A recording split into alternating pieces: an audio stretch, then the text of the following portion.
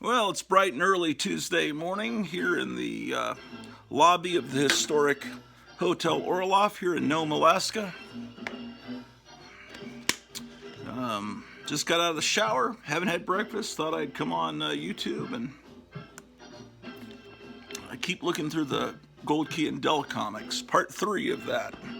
So if you want to see all of them, go back 2 episodes. Oh, shit.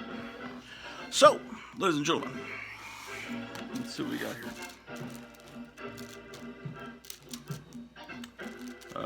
We were looking at Dr. Solar, or weren't we? I think so. Dr. Solar. Okay, you're right.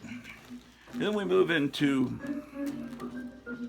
the occult files of Dr. Spectre, which I think I was telling you he's a character created by Don Glut. He also created Dagar, that barbarian guy we were looking at last week. This is my childhood copy. It's a magnificent cover painting. Anyway, Don Glut's a cool guy. Still around. It would behoove the new Gold Key company that's forming in Arizona to enlist Don Glut in their ranks. He's already working for Warrant Publishing, which is the new version of Warren Publishing, and he worked for the original Warren. Here's a Frankenstein-style cover of Dr. Spectre.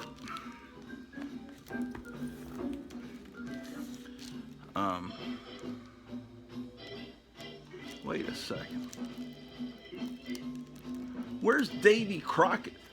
You know, I think the Davy Crockett books might be in another box upstairs.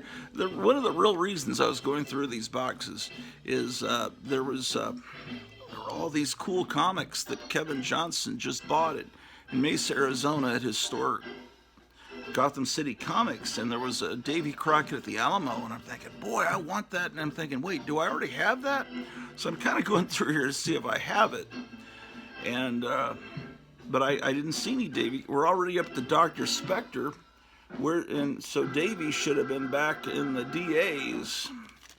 Let me see if I accidentally flipped past that. It could have been, since it was a comic from the 50s, it was wider, and I might have put those books in this box I have up there, 50s and 40s books. I may need to go look at that real quick, because we had Dark Shadows.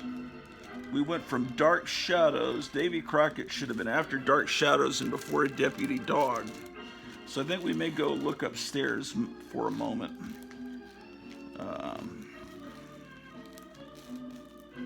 Okay, is that the end of the Dr. Spectre's?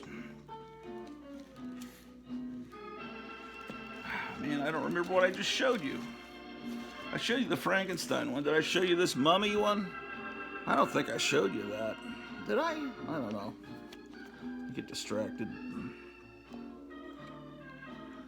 Here in a little bit, Right Side Broadcasting is going to go live on YouTube and Rumble, and Trump's talking, and we'll be talking later today in New Hampshire, I think. So they always start a few hours before the speech. Dr. Spectre. It says, Frankenstein's monster, Mr. Hyde, the vampire, the mummy, all return from the dead. Okay, that's Frankenstein's monster. That must be Mr. Hyde. It kind of looks like Kane from the House of Mystery. And the vampire is the bat, and then I guess we see the mummy's hand. So he's fighting 4 monsters there. Now, this is kind of historic. This is, Dell had the rights to do the Universal Monsters, and they did a traditional Frankenstein looking like Boris Karloff comic, and they did a mummy one, and they did a creature from the Black Lagoon. They just called it a creature book. I showed you that probably in the last episode. But then I guess they decided, well, you know, Batman's big on television. Why don't we do those Universal Monsters as superheroes?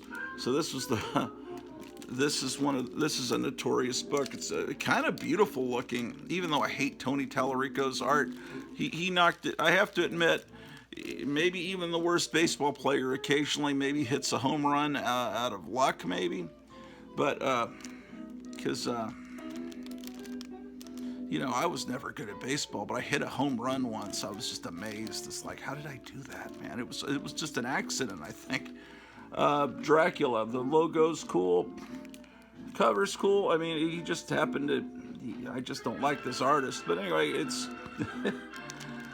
it's the origin of the new Dracula, the secret of Dracula's strange superpowers. So he drinks this formula and it goes. The art is inside is pretty bad. He goes, what have I drunk? Let me see. Let me open it up. What the heck? I really should just write a book or something. Doing these YouTube, you think about, well, these episodes will be up after I'm gone, and they'll be always there, and people, can remember me for the, but in all honesty, I don't trust the ephemeral nature of the internet. The ephemeral being a fancy word I'm using, meaning transient. It's not always necessarily going to be there. I mean, you could have built a big empire of friends on MySpace and a great temple to yourself with all the music you like and the movies and all this. And then MySpace just goes and everything you did is just gone, and no one even remembers MySpace now. And YouTube seems like something will be around forever. It's been around for 15 years, but all it takes is one electromagnetic pulse, everything's gone. Or whatever his name, Joe Biden gives the keys to the country to the Chinese CCP, and they come in and take YouTube down. Or they could take your channel down on whatever whim. This guy likes Donald Trump. He mentioned Donald Trump.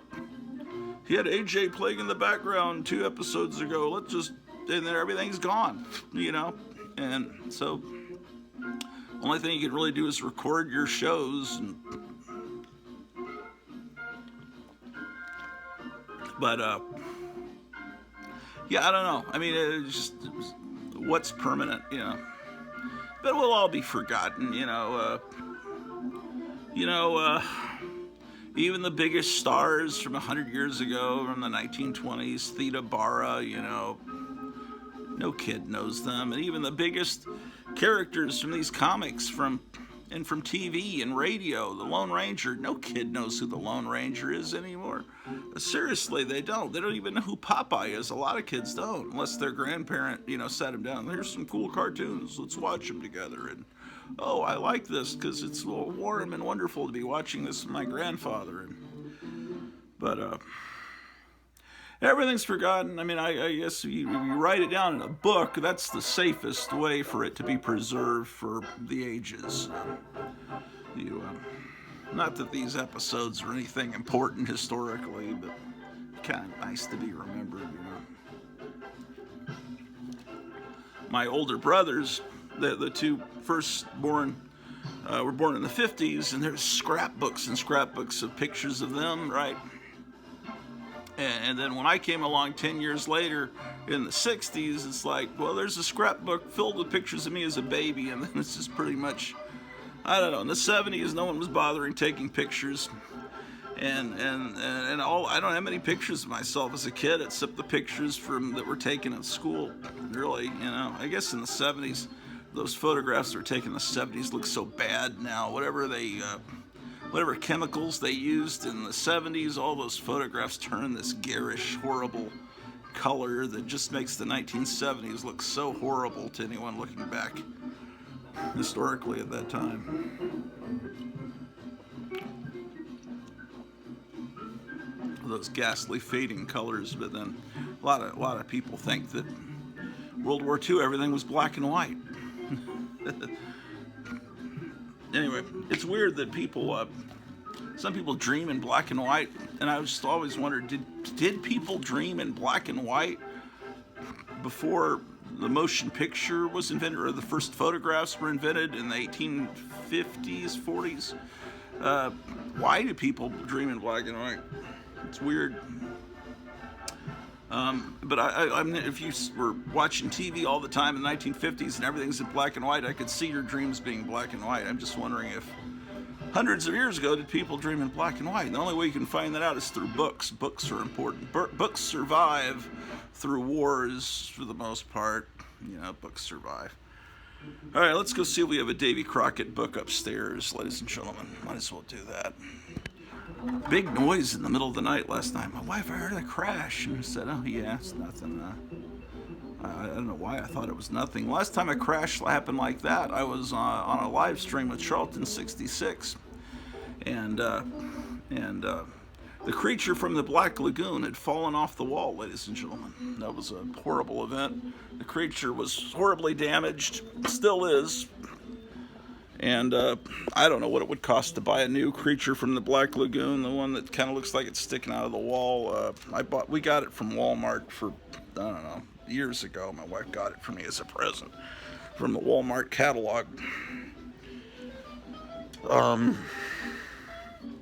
Anyway, it fell, and some of his claws broke off, and one of his arms doesn't fit on properly anymore. Anyway, the creature from the Black Lagoon was up here where this astounding she-monster crooked half sheet is. Not straight. But it fell down, and it fell down on top of a lot of model kits, and mostly they weren't damaged. Although this Dragula model kit with all these little delicate pieces that Joe Riley built, I've got to figure out how to put that back together. And man, I don't know. Problem is, he would use super glue to put model kits together, and super glue doesn't hold very well with plastic. Anyway, I'll try to get that put back together, figure it out sometime. It's just a pain. Or maybe I'll buy a built-up Dragula at some point. I don't know. Will I? Probably not ever. But anyway, the creature fell months ago, maybe 6 months ago. But last night he fell again from his new location. So I came down and found that the creature up here was, his torso and head were down here at the base of the grandfather clock. And both arms were over here, which would suck. The cats used to sleep right over here between this wood. Anyway, so I put him up there again. Will he stay? I hope. Most of all his claws are broken off. Here's one of them, and maybe I'll fit. I've got all the claws, but most of them have broken off in those two falls from the dings. Okay, we're going upstairs to look for Davy Crockett.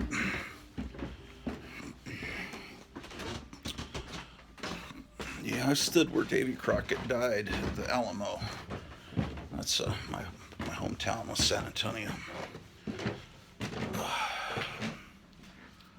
Yes, indeed. Well, we're back in the comic book room. Oh, the light's here.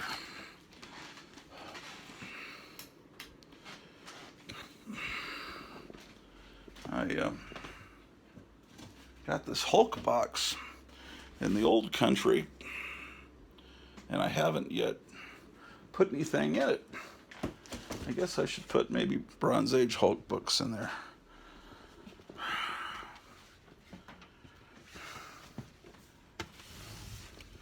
Okay.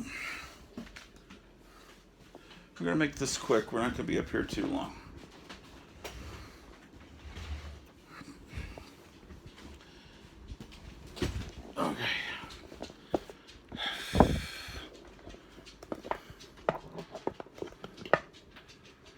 Okay, let's see what we got in here. This is my, I keep some of my 50s books in this box that looks like this. I got two of these books at Lone Star Comics was sold, and it became Wild West Comics. And the young people that bought the store from Buddy Saunders, they had a couple of these boxes, and I bought them, and I went back for more, and they said, well, we're sold out. They never were able to get more of them. Cave Girl, Crime Fighters, Crime Does Not Pay. Oh, here's a Daffy Duck. He's about to hit a satellite that dates that to the Sputnik era.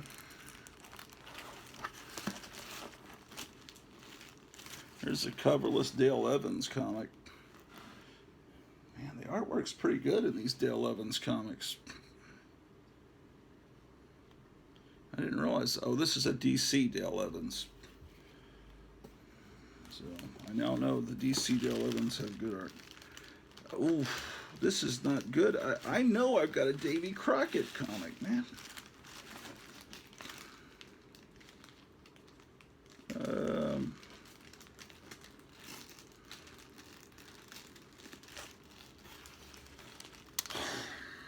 Just Leave It to Beaver. That's a Dell. That's a Lone Ranger. I've got a few good comics that I could probably put on a comic wall and fool people into thinking my comic collection is extensive. I just don't have enough books from this time period. Jeez.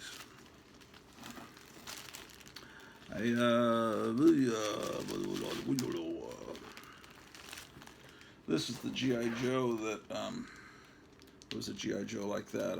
I think Jambo pulled it for his pile. I said I had one, and I do have that, but where are the...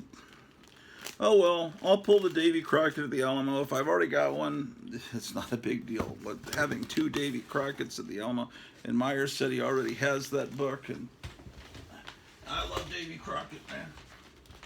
And he died in my hometown, so...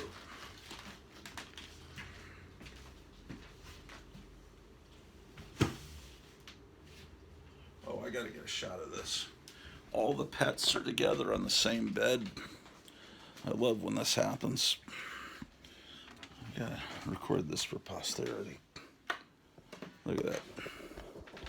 Drew the dog. Hey Drew, how are you? There's Alan the cat. And there's Pete the cat.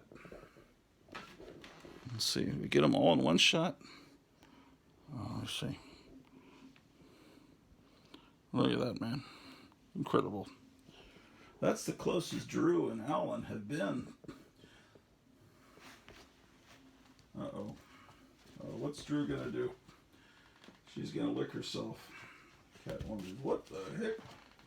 I'm not too happy with this situation, but I'm not gonna relinquish the bed. This is great. It's like when Berlin was unified, ladies and gentlemen. It's heartwarming. It really is. I don't mean to make light of it. I sound sarcastic all the time, but that really is. It gets you right in the feels, or whatever. You know, how they say it, the youngsters. It gets you in the feels. Oh my gosh. Oh my gosh. Well.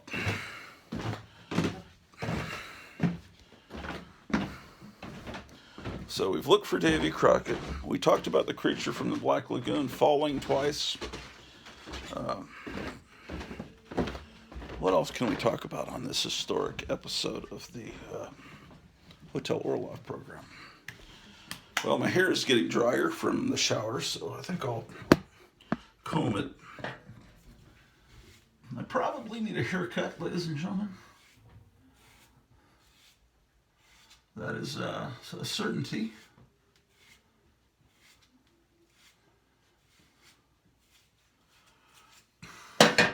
Or maybe I'll grow it out like Grizzly Adams or something. Oh, there's Drew the dog has come back down. She was just waiting for me to finish looking for Davy Crockett.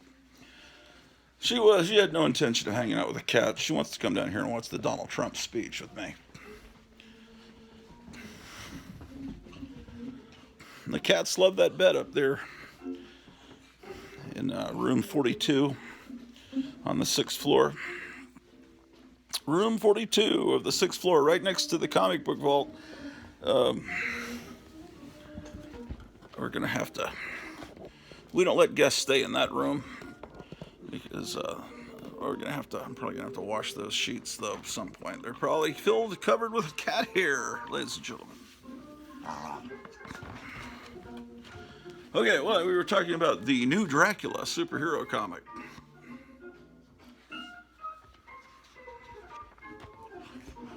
Yes, yeah. What is happening? What have I drunk? Tony Tallarico is an artist. I make fun of him because his art is terrible. And it's just not my style. You might love this style. I mean, I'm sure he's a wonderful guy. He's still around. I doubt he watches my show. He probably makes. He's a wonderful guy, a wonderful grandfather, great grandfather, just a wonderful guy. But I'm just not a big fan of his art. But I'm sure he's a wonderful human being. Dracula, and it's a cool comic. You gotta admit, that's stunning on a comic book wall. Dracula is a superhero? That's pretty darn cool. That's a very innovative idea. They also had Frankenstein as a superhero, which maybe we'll get to that today. We're in D. We very well easily could get to F today, possibly. Dracula.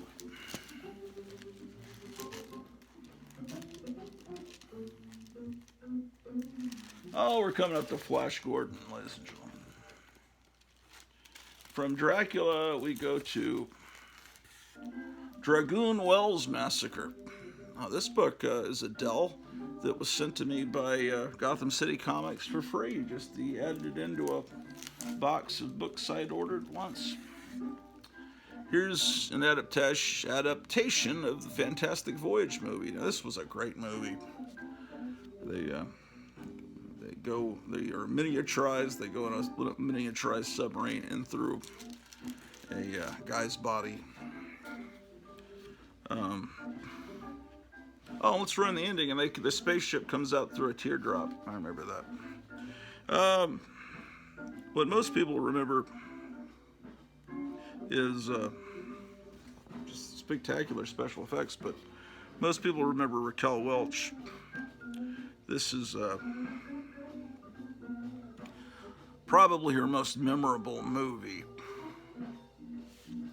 Can you think of another one? Raquel, 1 Million Years BC. This is a better movie though. But 1 Million Years BC is pretty great. Dinosaurs and Raquel Welch as a cave girl. I never saw that Western. Was it called Hanny Calder, where she's wearing some, what do you call it, a poncho or whatever, and it's. I always see pictures of that. Don't think I've seen it. Okay. The Flintstones was with Gold Key, and then I think in 1970, the Flintstones and a lot of other Hanna-Barbera characters, not all of them, but a lot of them, went to Charlton. And later they were with Marvel for a little while, and in the last 10 years, the Hanna-Barbera characters went to DC, but they did this weird kind of thing where they made them all realistic and made like wacky races, like a Road Warrior kind of dystopian thing. This is an adaptation of the movie The Man Called Flintstone, which was the Flintstones going man from Uncle, James Bond, and she was an evil femme fatale. I always thought her design was great. I'd always kind of wanted a painting of her and a painting of, I wanted to get a painting of her and a painting of Princess Dragonmon from Inframan. I was hoping Joe Riley would do those paintings for me, but that never happened. And here's Flash Gordon, Flashes back. This is when the movie had either just come out or was about to come out. I think it was about to come out. So Gold Key started doing Flash Gordon comics based on, so he looks like more traditional, like the comic strip, than the movie. The movie had this weird retro but also Barbarella kind of look to it. And it was the same producer, Dino De Laurentiis.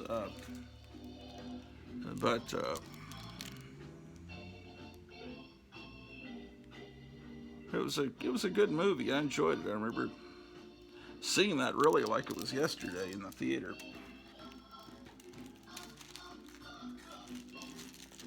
Some of these had Al Williamson art, who was a big fan of. Oh wow, he's a big fan of Flash Gordon, and this really is well done. This is not typical of Gold Key art, but this is. But I think they're thinking if you hire a good enough artist for Flash Gordon, then you could sell this, and because you got a movie coming out, then you could sell this in paperback form. The art's good enough, and you could sell it in a Treasury Edition format. And I think at this point, Gold Key was becoming self-aware a little bit, where they were aware that there was a collector's market out there, and they could sell these comics not just to kids but to collectors if they reprinted some of their classic material that was sought after, or if you get an artist like Al Williamson, who was very, Alex Raymond, the original Flash Gordon artist, is the guy that he basically invented modern superhero comics. Everybody imitated him. Jack Kirby, one of the most creative, innovative guys ever, he started by idolizing Alex Raymond. Alex Raymond was like the guy. Yeah, there's Grizzly Adams. Yeah, I was saying maybe I should grow my hair out like Grizzly Adams. For those of you that don't remember Grizzly Adams, probably none of you, because okay, whatever, dude. 40 cents. Okay, did I show you this one? I don't know. Did I? It's possible. Flash Gordon.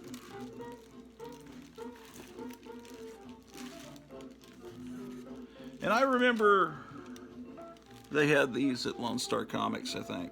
Someone said, another fun episode, enjoyed the show. A comment just popped up on my top of my phone, probably, hopefully for the last episode.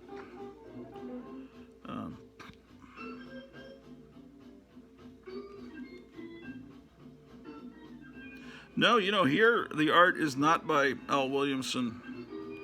It's art by Carlos Garzón. Carlos Garzón. It's yeah, you can tell this isn't Al Williamson, but it's very good.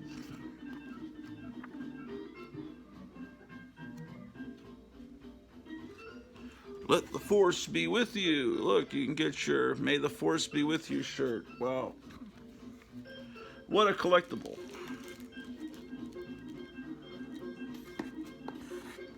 Did we already look at this one?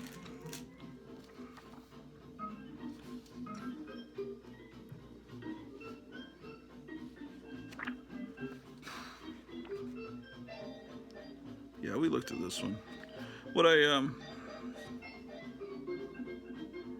Oh, I was saying I thought this was Al Williamson, but this was Carlos Garzón too. Carlos Garzón, I need to do some research on him. He's a pretty good artist that nobody ever talks about. Looks like this is the last of the Gold Key Flash Gordons that I have.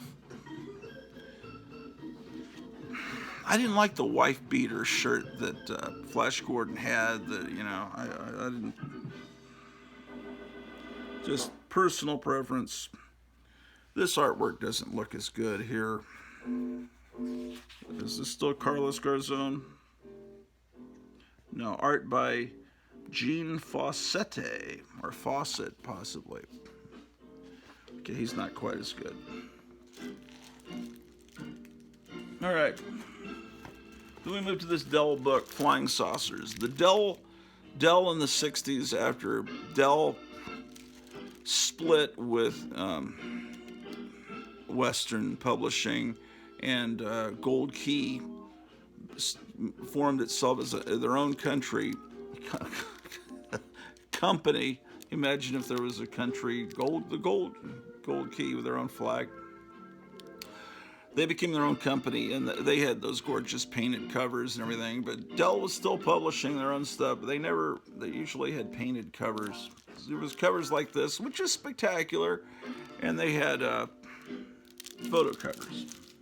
Photo covers are the easiest. You don't have to hire anybody, especially if the photograph pre-exists. Here's a Fractured Fairy Tales. It looks a little dingy, but it's a gold key, Fractured Fairy Tales. Now only 12 cents, so this is probably from about 1962, right after the change in price.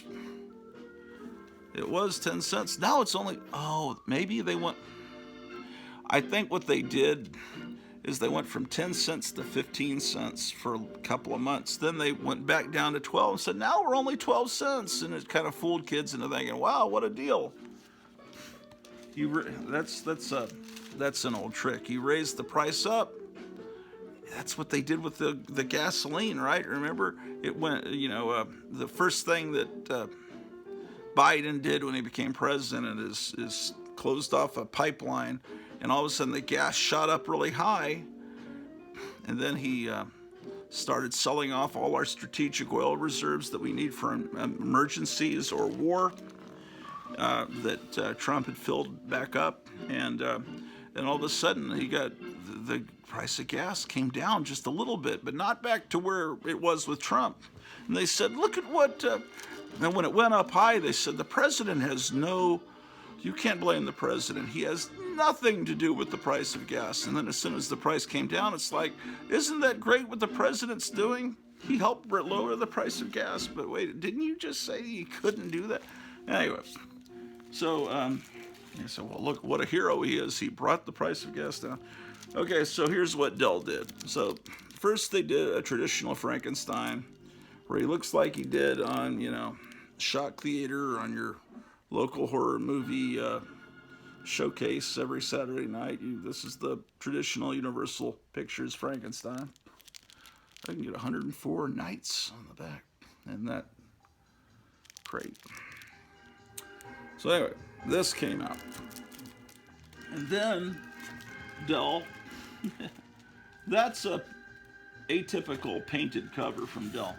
Then Tony Tallarico comes along with the superhero Frankenstein, the world's newest, greatest, and strangest superhero, the origin of the new Frankenstein.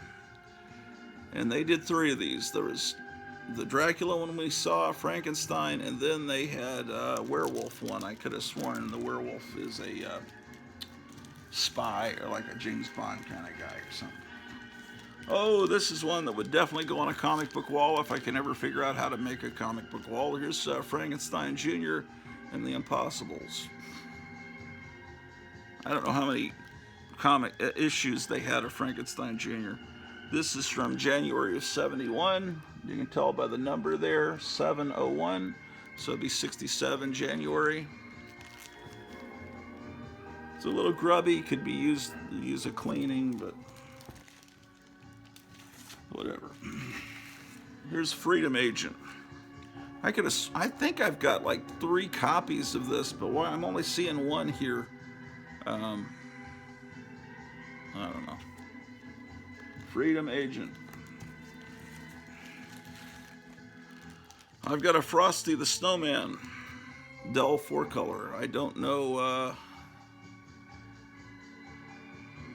I guess they put one out every year. I got this one. Oh, I showed you that Doc Savage last episode. I think in 1964, Gold Key tried to bring some of the pulp heroes back. They did a Doc Savage. They did Buck Rogers, although he wasn't a pulp hero, but it's still a hero from back in your dad's generation. The kids in the 60s, that would have been their dad's generation. They brought Buck Rogers, and they also experimented with G8 and his Battle Aces, a pulp hero, one of the great pulp heroes. Look at this beautiful cover. And this is one of those that gives you the art on the back completely ready to be turned into a poster. You know, you just blow this up and you got a cool poster. Get Smart didn't go to Gold Key. Dell got Gold Key. Dell and Gold Key were now competing companies. And it's a photo cover, which is very easy to do. Get Smart was a great TV show from Mel Brooks and Buck Henry. Later, Mel Brooks and Buck Henry tried to do a Robin Hood parody. This is a James Bond parody, Man from U.N.C.L.E. parody, and in the 75, 76 television season, and it didn't.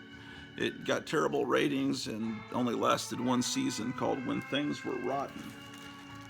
But that was right after, not too long after Young Frankenstein came out, and I was really hoping that would be great. Okay, another Dell, Ghost Stories. Let's see, if you compare this, the Dell covers, to what Gold Key was doing at the time with those painted covers on like Boris Karloff and Twilight Zone and their horror titles. I mean, this is wonderful. I mean, you have to admit this is wonderful art, but the fact that their rival Gold Key, and of course Dell and Gold Key used to be the same thing, but they split into two basically. They didn't have the painted covers at Dell, because most of the creative people went with Gold Key when they split away. Dell had just been the financer and the distributor, but they wanted to keep doing comics after their content providers left, so they had to get their own. Now here I'm wrong. Here they have a painted cover on Dell.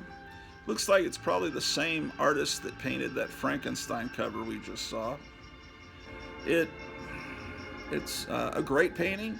It's not as bright and vibrant as the Gold Key, but that might just be the printer or the printing techniques that they used. I don't know. What do I know? Nothing. This one, Ghost Stories 18. I know it's 18 because there's a sticker that says 18 on it.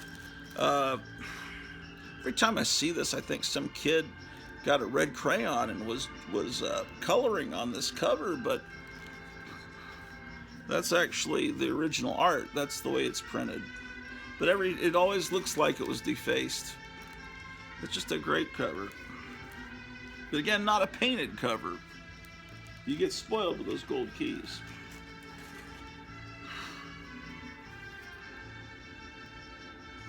Here's another painted cover. Again, when Dell did painted covers, they just weren't quite as bright as the... I'm not knocking these Dell. Don't think I'm knocking them. This is a childhood copy. One of the first comics I got, one of the oldest surviving comics from my collection. Probably July of 71. I could look it up on mycomicshop.com. I just don't want to take it out of the bag right now. But, yeah, I got this book when I was a little kid. Probably 5 or 6 years old.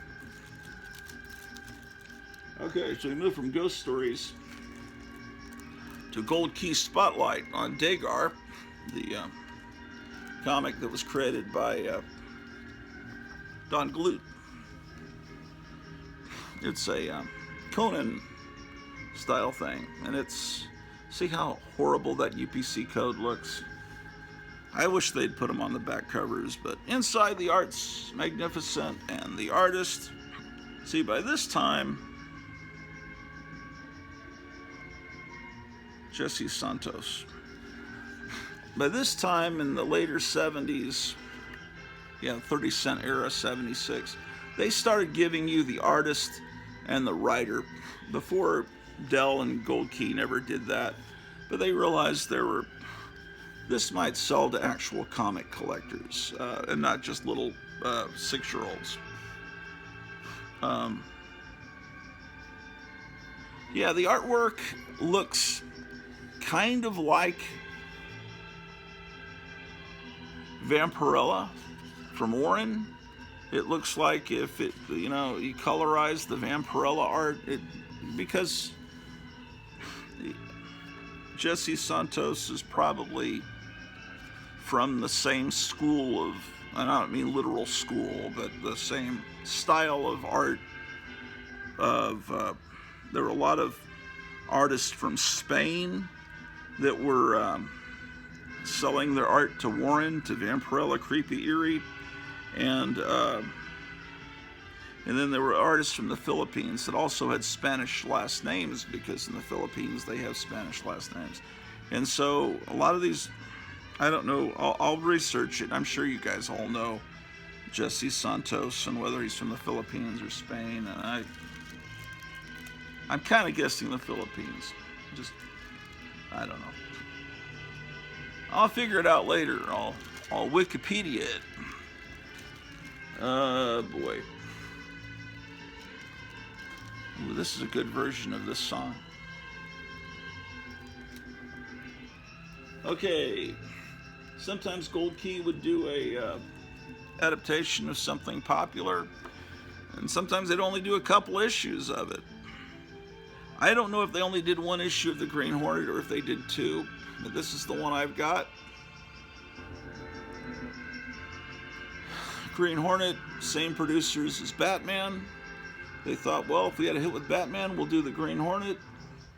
It's also a hero from back then, in the 40s, hero on the old radio. But what they miscalculated with the Green Hornet was Batman had been a hero for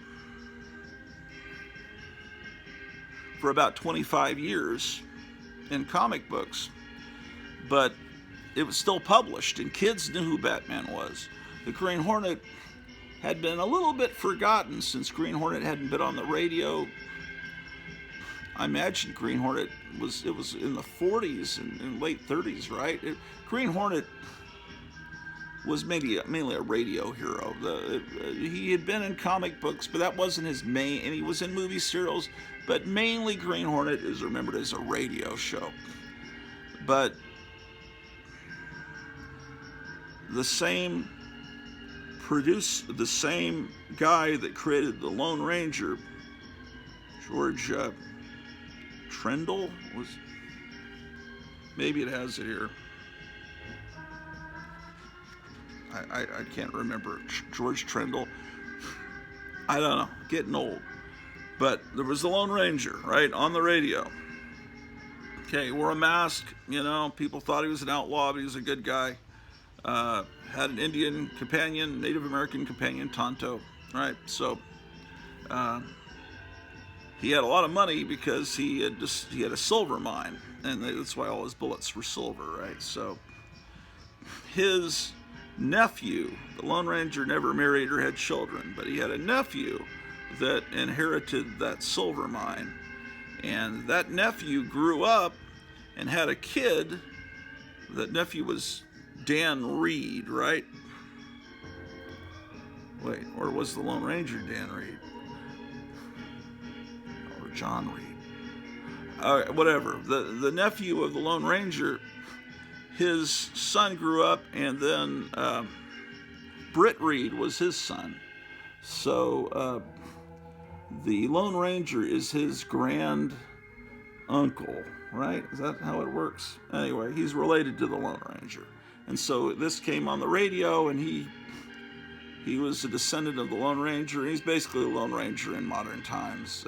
He pretends to be a gangster, but he's really a good guy. And he has not an Indian sidekick this time, but Kato, who is Japanese. Oh, this is really not in a very good shape, but the cover looks okay. Britt Reed, or Van Williams, he went to high school at Arlington Heights High School in Fort Worth. Same high school that John Denver went to. It's a shame this little kid that originally owned this comic tore right through Wendy Wagner's face. She was beautiful. I think she was part Hawaiian.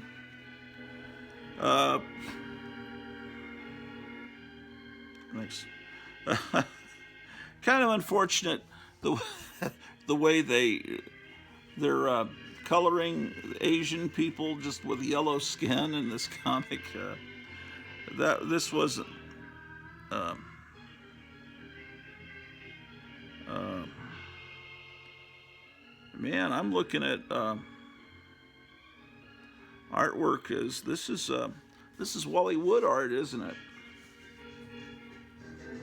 I'm pretty sure that's Wally Wood art. Um, anyway, well, they don't color Kato that way, but I think he's going up. He's Japanese, and he's going up against like these Chinese criminals, and so they color the Chinese yellow. Yeah, that's what it is. I don't remember. Anyway, they did that in Master of Kung Fu as well.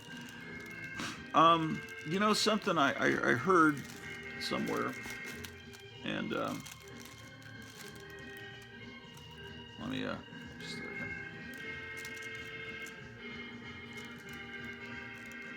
Oh, okay, I've got some books I need to put in here.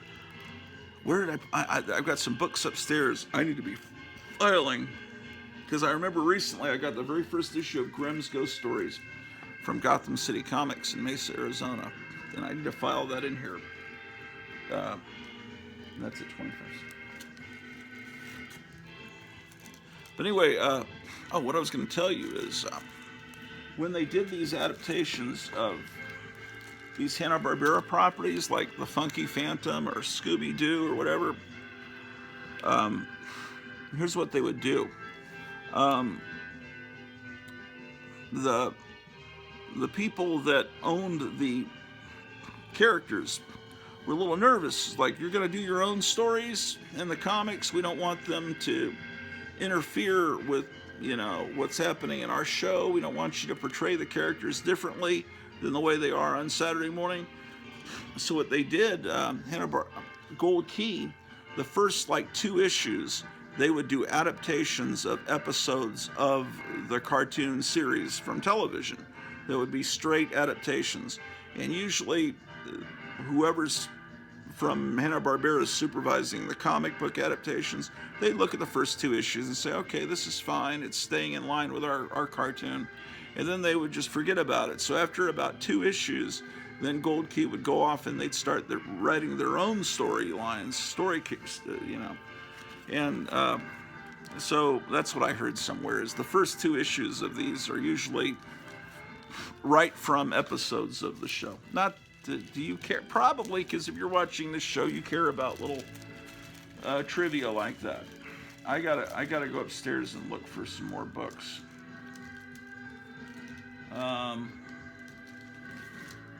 Okay, we looked at those.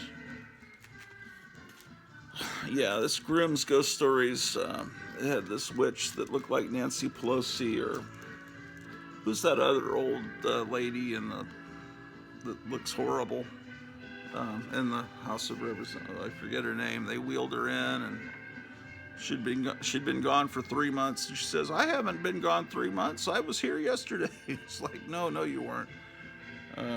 I don't remember her name. These, they really should have term limits. These people stay in there for 90 years, becoming billionaires,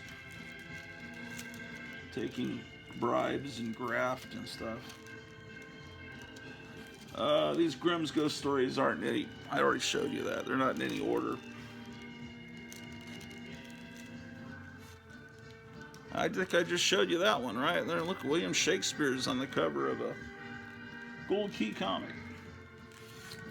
Gunsmoke, this is Dell before Gold Key split away. James Arnez on the cover. Now James Arnez was the TV Matt Dillon. On the radio, it was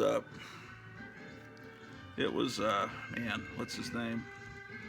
Man, my mind's going on me. Guy that played Cannon had a deep voice, but he was a big guy, big overweight guy, and so he wouldn't. So they got a different guy to play him. What is going on? Why is this Didn't we see some Flintstones a little? Why is the Flintstones way back there?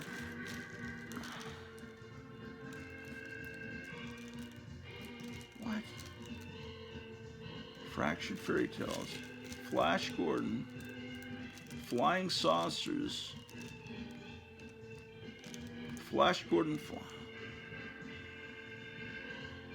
Flintstones.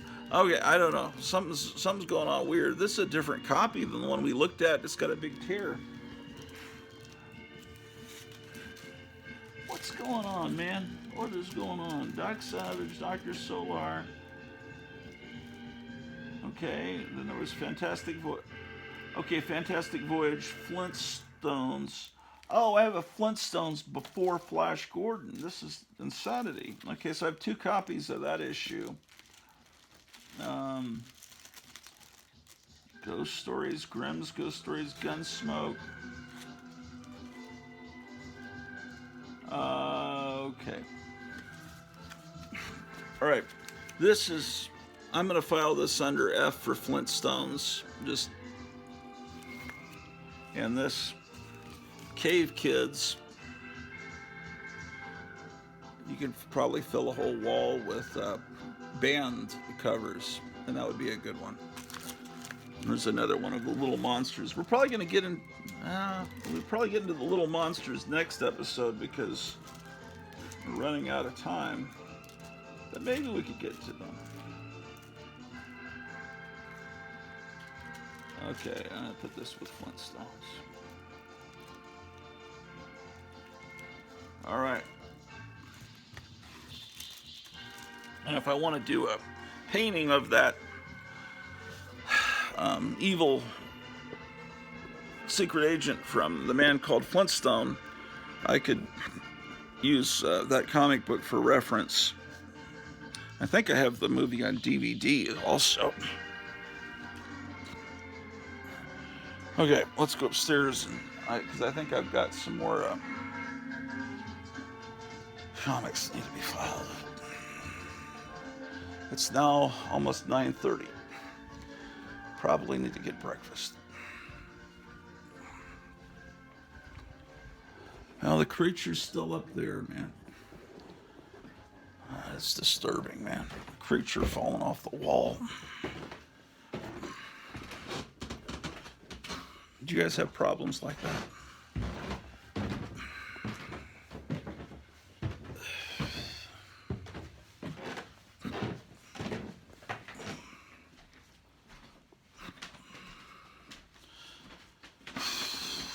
Okay.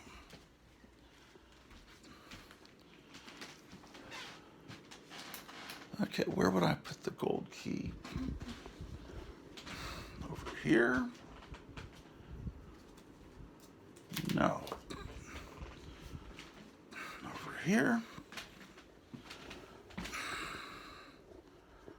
Oh, gosh. I'll set you guys down here. That's not a good spot. Okay, hold on a moment.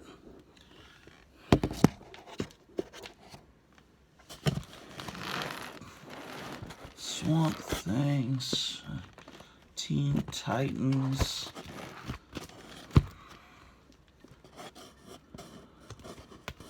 Darn it. War of the Worlds. No.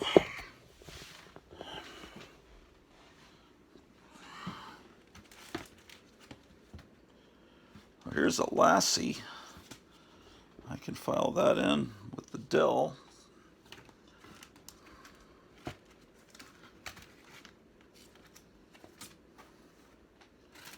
What's under here? Oh boy. Oh, there's some Classics Illustrated. Okay. Classics Illustrated, no.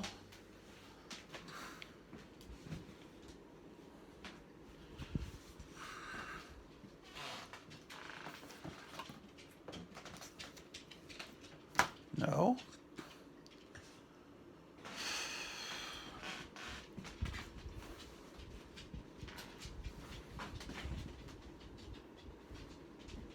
All right, well,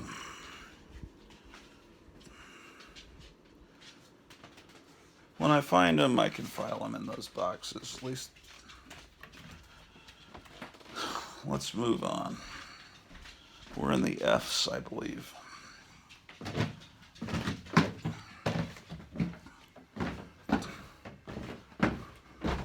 Maybe I'll go see if they have some food at the deli. I'm kind of sick of eating Pop-Tarts.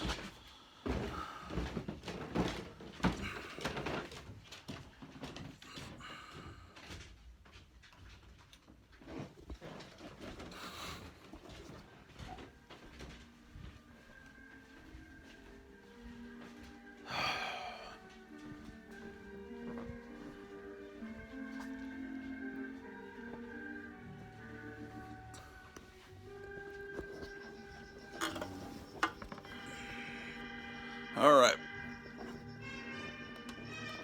Oh, this is a pretty good version of this song. All right, fantastic. Gunsmoke. Okay, so we have the Funky Phantom. This was a cartoon that always annoyed me. I didn't like the guy. Was the voice might have been. Was it the same guy that did Huckleberry Hound that did Funky Phantom? Because didn't he? What did he? Did he always say "Heavens to Murgatroyd," or he said something something having to do with the Revolutionary War? This guy, though, he looks just like this guy that used to run this really great record store. This great record store in Dallas. It was a great record store. Wonder what happened to him. Yeah, it looks just like him. He also looked like Homer Simpson, but then he lost weight and he didn't look like Homer Simpson anymore. So this is from March of '74, but I'm pretty sure this show was well off the air in 1974. I think it was.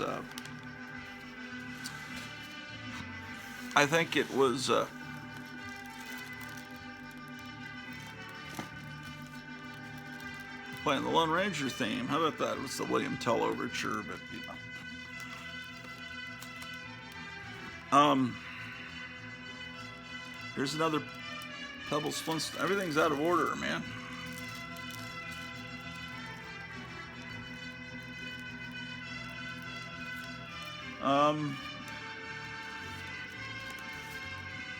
What the heck am I talking about?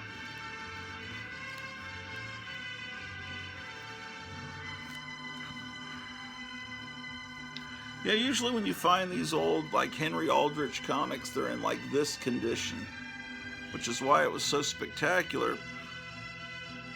All the books that were just found, and you can go back several episodes. Go back to that episode that's like almost 12 hours long. Watch that. You'll see as we discover in real time all these great Dell and Gold. If you haven't watched that episode, I don't know why you're watching this episode. It'll take you half a day. But if you watch in little increments, it won't be quite as bad. This was a radio show, Henry Aldrich. It would start every episode. His mom was calling Henry Aldrich, and he would say, "Coming, mother." It was like kind of like an Archie kind of thing. Here's H.R. Pufnstuf, which. H.R. Pufnstuf, the McDonald's started doing commercials right after this went on the air, imitating, like completely imitating the whole look of the living island, and they called it McDonald Land. And if you look at that, you see what I mean. And anyway, McDonald's doesn't use Ronald McDonald anymore. It's really weird.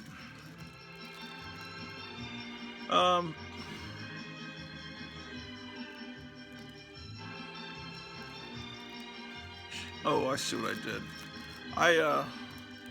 I put this under H for Hanna-Barbera. Hanna-Barbera TV superheroes. This is one of the greats. They did a few issues adapting their superhero shows. The best of these four were Space Ghost and Birdman, and the other two were cool, but they were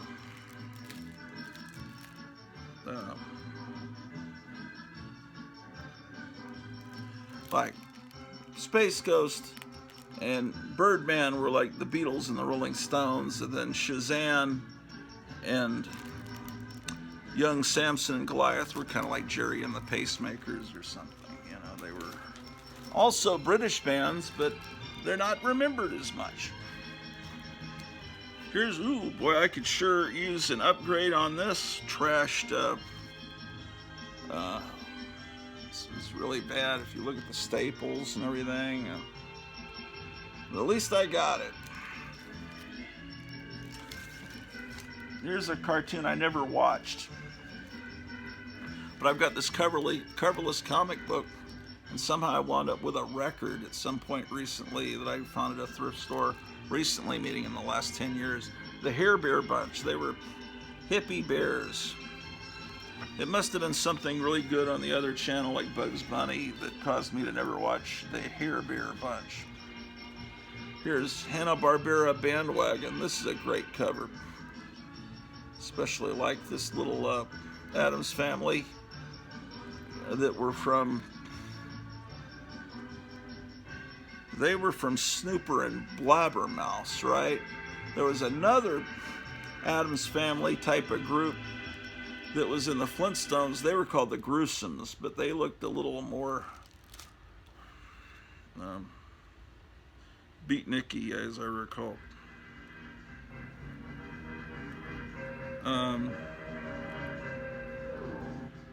You get them mixed up because there's this family from Snooper and Blabbermouth, I think, and then there was the Gruesomes from the Flintstones, and then there was the Little Monsters family, also from Gold Key, all about the same time. And then Gold Key also had a Munsters adaptation.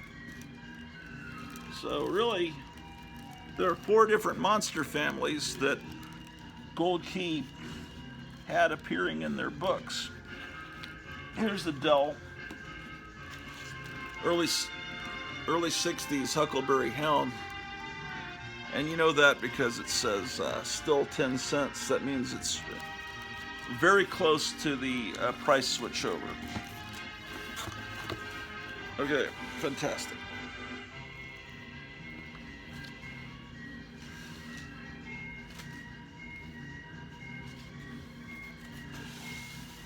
Oh, wow. So what did you guys eat for breakfast? Did you have a nutritious breakfast? They say that Gandhi would always ask everyone, did you have a good bowel movement today? Imagine. Maybe I should start asking that on the show. Okay, I have this in here. I don't think I should, but I do. It's not from Gold Key or Dell. It's from Pines, Heckle and Jekyll. I guess I just didn't know where to put it. There's another company that nobody remembers, Pines. Maybe someone will do an episode on Pines comics. I think Gold Key did Heckle and Jekyll at some point. Could have sworn. Here's a Huckleberry Hound. Didn't we see a Huckleberry Hound in the last box? I don't know.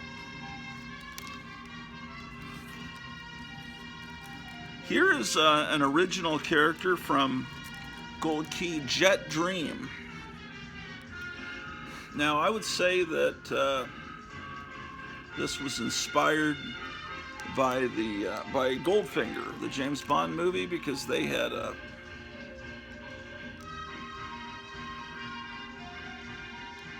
character that, and a bunch of girls that flew planes, right?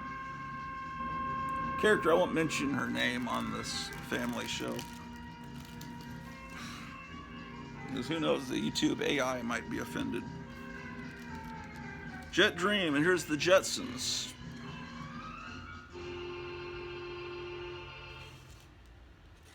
$0.12. 15, Jetsons, the sequel to the Flintstones. I've got a few Jetsons books. sometimes. Oh, and then there was. Oh, that's what it was. Okay, hold on. Sometimes when they just had a line drawn cover like this, and then they gave it to you again as a back cover, except it's like, okay, well, we pretty much had it here, and then you give it to us here. In fact, you're giving us even less on the back cover. You kind of wish there was an ad, but the painted covers, you really appreciate it when they give you the painting on the back cover. Okay, this is that family. They were Mr. and Mrs. J, Evil Scientist. They were out of Snooper and Blabbermouse, I think. Anyway, so they actually had a comic. If they have more issues of this, I'd like to get them because I'm really into the Addams Family Monsters kind of thing. And that's definitely... I mean, at what point is it, can you sue? I mean, it's pretty close to the Addams Family. Now,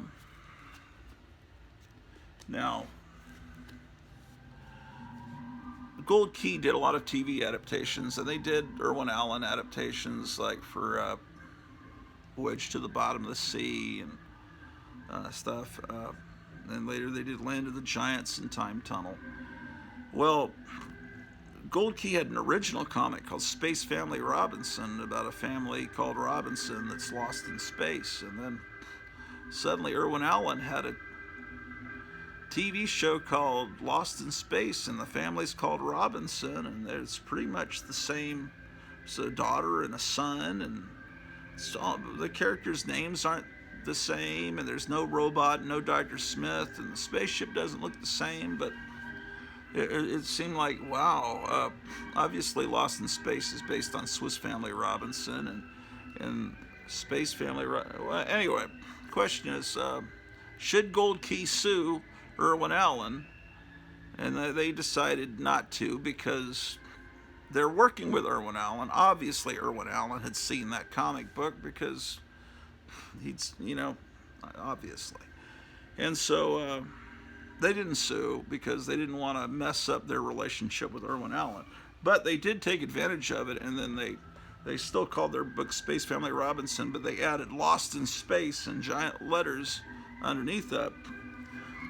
But kids in the 60s, it was still a great comic. Kids in the 60s and in the 70s, that comic was still published long after Lost in Space had been off the air.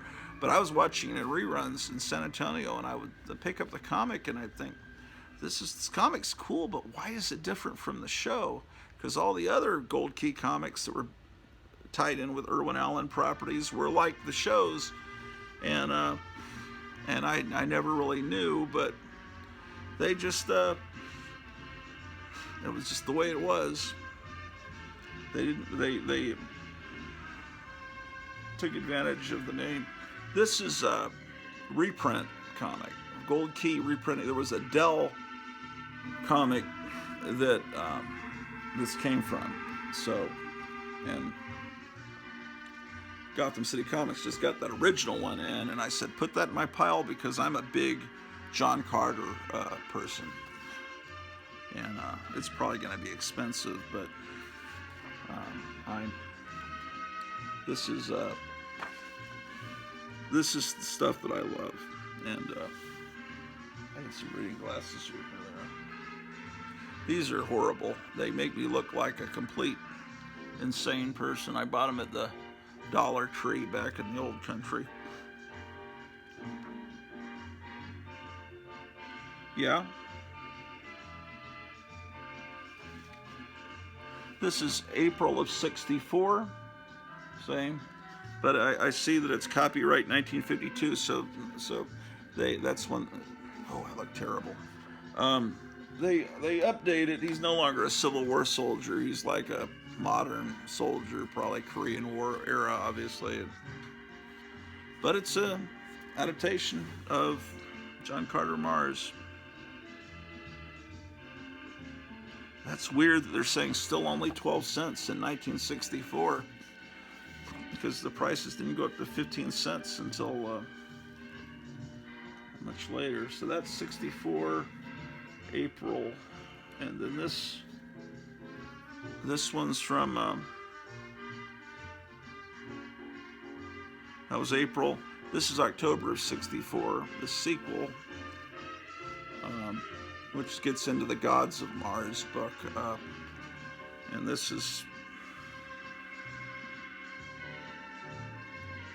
yeah, also reprinted from 1952.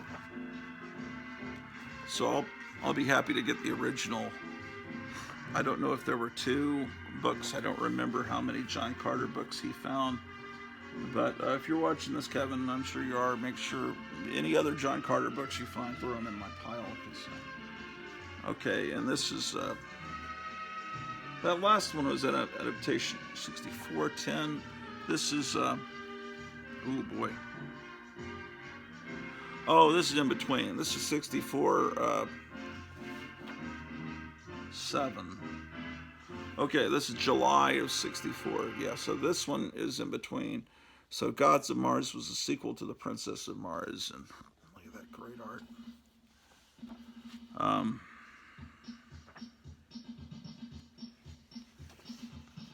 Yeah, great stuff.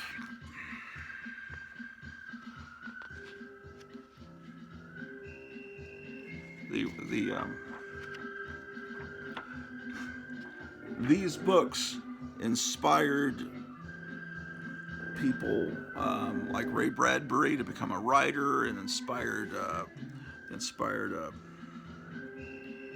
what's his face, the guy who used to say billions and billions, man, I can't think.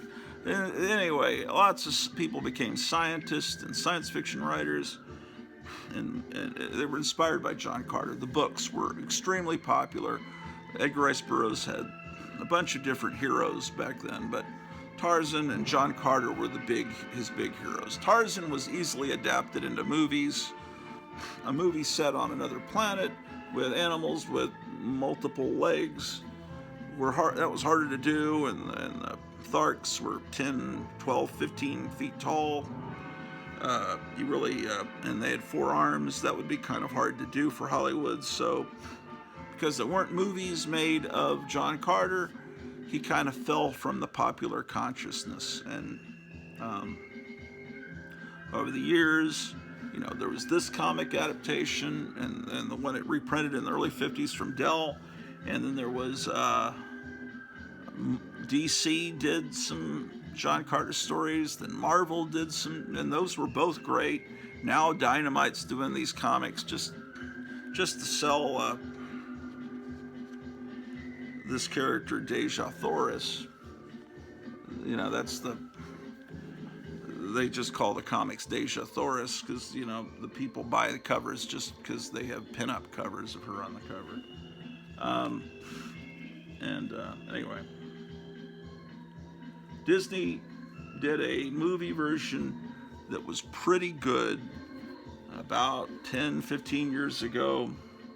They didn't market it right. It bombed terribly. Never a sequel to it. There were some problems with it, but overall it was a pretty good movie. People just thought it was a ripoff of Star Wars, when in reality Star Wars was a ripoff. It wasn't a ripoff, but Star Wars was inspired by Flash Gordon, and Flash Gordon was heavily inspired by John Carter, and George Lucas was aware of John Carter because they reprinted those books in the 60s and when he was a teenager and young adult, and a lot of, you can tell because Jedaks are the kings and they're called Jeds, and there's the giant mosquitoes on Mars are called Siths, S-I-T-H, Sith. It's hard to say that word without sounding like you have a lisp. And he had these giant elephants in Star Wars called Banthas, and the giant lions on Mars were Banths. B-A-N-T-H was a Martian or Barsoomian lion. So any time you've got science fiction or fantasy, and you've got a guy rescuing a princess, and they're fighting with swords, but they also have ray guns. That's John Carter. Also, as I told you before, you hand a little kid has no idea John Carter or anything. You hand him a box of crayons, say draw a Martian. They'll pull out a green, right? People think Martians are green. They're little green men. Where did that come from? Why is it hardwired in our mind to think Martians are little green men when it's a red planet? Why don't we imagine that they're red-skinned? Although the human-looking Martians on Mars are red-skinned, anyway, the first living creatures that John Carter sees when he winds up on Mars is little green Martians hatching out of eggs. So I'm pretty sure that's why in our popular consciousness from our great-grandparents' generation reading those books, we visualize little green men. People just hear that, and it's just little green men coming out of the UFOs, and it's like it's stuck in our mind. Now, this is an original Gold Key character, Judge Colt. It's not based on a TV series or anything. It's looks like they're trying to do a maverick kind of Western hero. I'm pretty sure this is not based on any TV series. Now it says at the bottom, copyright Western Publishing Company, which was the umbrella company that Gold Key and then the Whitman imprint were under Western Publishing. Judge Colt. King Leonardo. We may get to little monsters yet, although we're perilously close to when all these episodes usually end. My memory on my phone doesn't go much past an hour and 16 minutes, so if the episode ends prematurely here in a moment or two, have fun today. Watch Donald Trump here in a few hours. Have a good breakfast and have a wonderful Tuesday. Oh, here's Korak, son of Tarzan. I have it under K. I probably should have it right after Tarzan, because to me, it's, you're looking for Tarzan books, you should have this right after it, I think. Yeah, they were doing adaptations of Tarzan. This is a great cover. I've always loved this cover. I've got quite a few. Not as many as other four-color fossils have. Meyer Greenblatt has a ton of these. Wait, where are my other Tarzan books, man? Wait, oh, that's because they're Korak. Oh, they're under T. Okay. Here's Land of the Giants, one of those Irwin Allen shows I was telling you about. I mean, if the Gold Key people had sued over copyright infringement over Space Family Robinson being turned into Lost in Space, then they never would have been able to do this adaptation of Land of the Giants. Later on, this was about, 1969, 1970, I think. That's a cool show. This guy here was, and I was a teenage Frankenstein. Recently, Alex Ross did a Fantastic Four. He painted a whole Fantastic Four oversized book, and he used as the models throughout. I think he had a Land of the Giants DVD set and was freeze framing, and he was using them as models. He was the model for Reed Richards, and he used her as the model for Sue Storm. It was basically Land of the Giants, and trust me, you could find a guy somewhere out there in Hollywood that looks like that instead of getting that Adam Driver guy. I know that a lot of women like that Adam Driver guy with that huge, long, weird nose, that one that played that Darth Vader type of imitation character, the son of Han Solo. Terrible. Here's Lidsville. No painted cover here. A lot of times these ones that are based on Sid and Marty Krofft properties, they'll have photo covers, but this is makes it look like Lidsville was an animated series. It's kind of strange. Okay, here's a Dell Little Lulu. These 50s comics have these great ads on the back. Yeah, Little Lulu comics are fun. Kevin thinks he might have the entire run of Little Lulu in all the boxes of comics he bought the other day. But he's saving the Little Lulu, at least temporarily, seeing if he could build a whole run, because his mom is a big fan of Little Lulu. And imagine the Mother's Day present. Here's every Little Lulu comic ever made. I've got a few of them. You know, I have what I have that I found over the years just searching. You know, stuff that I could afford that over the years, things I found, and I'll share with you. And then I don't have that much, but that's why all these books, almost the same books I showed last July, I think, on an episode. But since we're all so old, we have bad memories. No one remembers. It's like you're seeing it for the first time, right? Here's one of those giant Dell Giants. See how thick that is? It's 25 cents from the 50s Halloween issue. Oh, we got the little monsters, and as soon as I show them, I'm sure the camera will. As soon as I show the first one, I'm sure the camera will die. Little monsters. This is from. Gosh darn. Darn it! Oh, 15 cents. Okay, June 72. Okay, so this is a more recent one from 1972. Little Monsters. This is Gold Key original creation. Look at this. Blow yourself up. It's a poster size. Okay, anyway, the family were all Frankenstein-looking guys. The whole family. Little Monsters. One of the great comics of all time. They lived in a castle.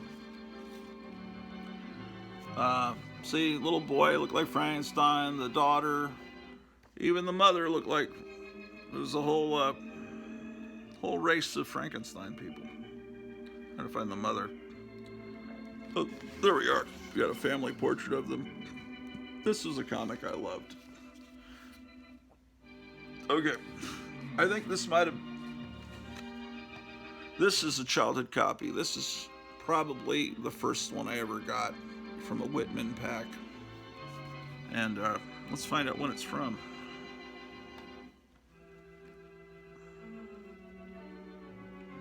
Number 18.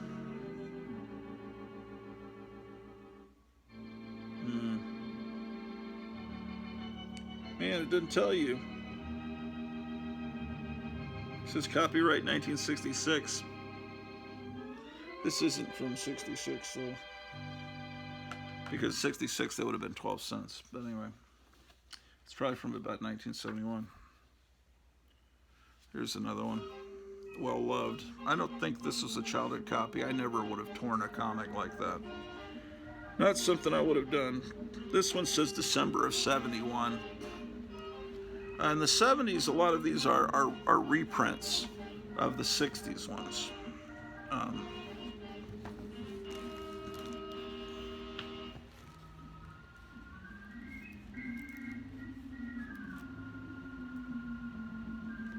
Wait, did I show you all these? What? I don't even remember showing you King Leonardo. That's a great cartoon. I must have been talking while I was showing you these. Did I show you Kona? Isn't that great? I showed you that, but didn't even talk about it. What's wrong with me? Hold on, I got low battery. I'll plug you guys in. So you got to plug you guys in without turning off the show. All right, amazing. Little Monsters. Okay.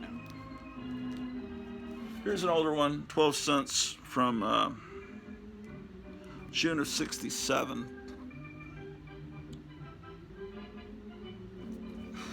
Horrible Orvie and Awful Annie. Okay. This is